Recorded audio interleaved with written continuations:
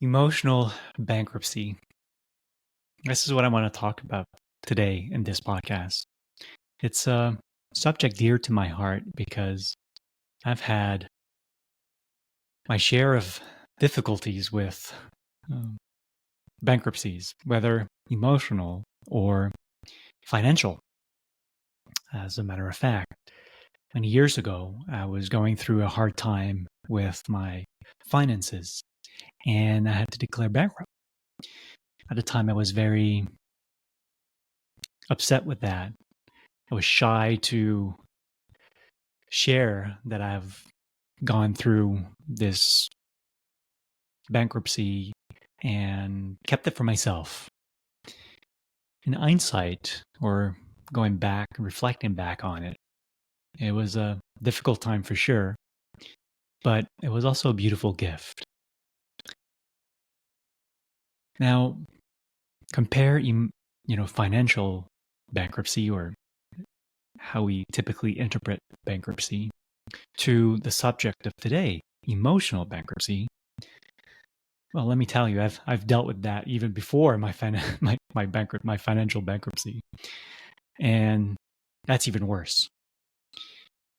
So I'm inspired today to do something a little bit different in this podcast, and I'd like to read a passage of one of the books that I'm working on. So for those who are new to my podcast, or for those that are listening to me but yet don't know about it, I haven't been really displaying or promoting it, but I'm working on 2 books and I'm excited about it.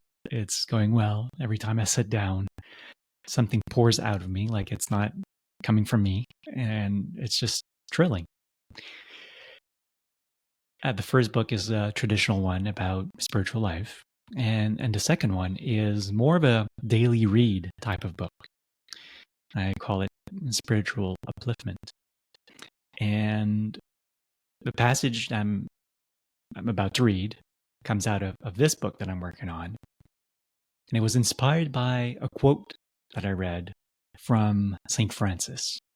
So let me read you the quote to get us into the subject. And then I can go ahead and read you what I wrote today.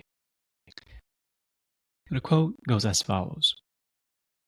Don't follow your selfish desires and angry impulses. That is the way to emotional bankruptcy. That's St. Francis. And that inspired me to write about it because, geez, it is so true that we do follow our selfish desires and impulses, or angry impulses, against ourselves or even other people. And that's terrible. It's cutting us short of all the riches of life. So let me read you what I wrote in this book about emotional bankruptcy. Any type of bankruptcy is a difficult time. I know from experiencing one myself. But compared to an emotional bankruptcy, that's nothing. When we are bankrupt, we are depleted of our resources. We end up with not much, or worse, nothing. This is exactly what our selfish desires and angry impulses will lead us to a void of blissful and joyful emotions. What is the antidote then? Not following those impulses. Easier said than done. Hence, I recommend to be very gentle with oneself. Be patient. This is not something that you will get rid of in a flash. Work with yourself diligently and patiently. First, it starts with your intention.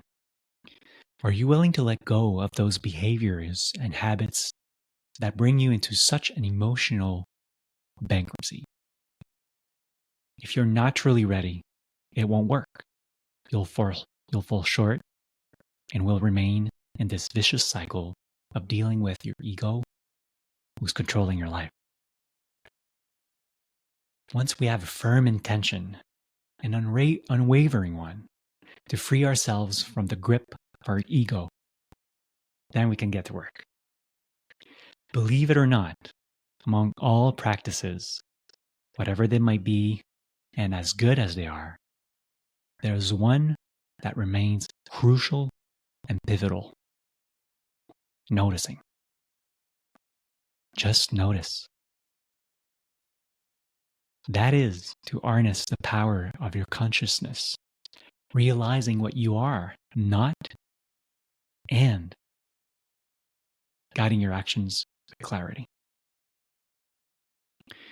Once you've noticed, pause and go against the grain. It will be rough at first, but much smoother in the end. That feels good. Wow. When I finished writing this passage, I turned to my spouse and I said, "Whoa, that was good." It felt like it wasn't me writing.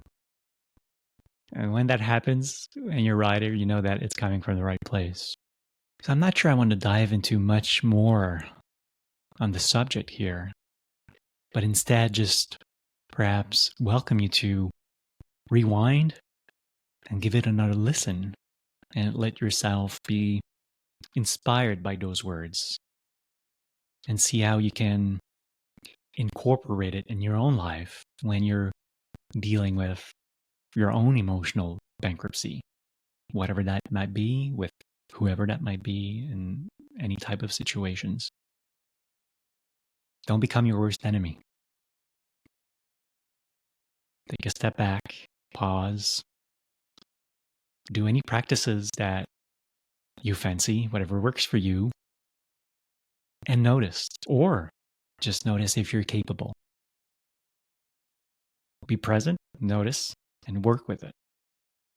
Work with yourself. I beg you, it's the most beautiful gift that you can give yourself and the world. All right, until next time. Cheers.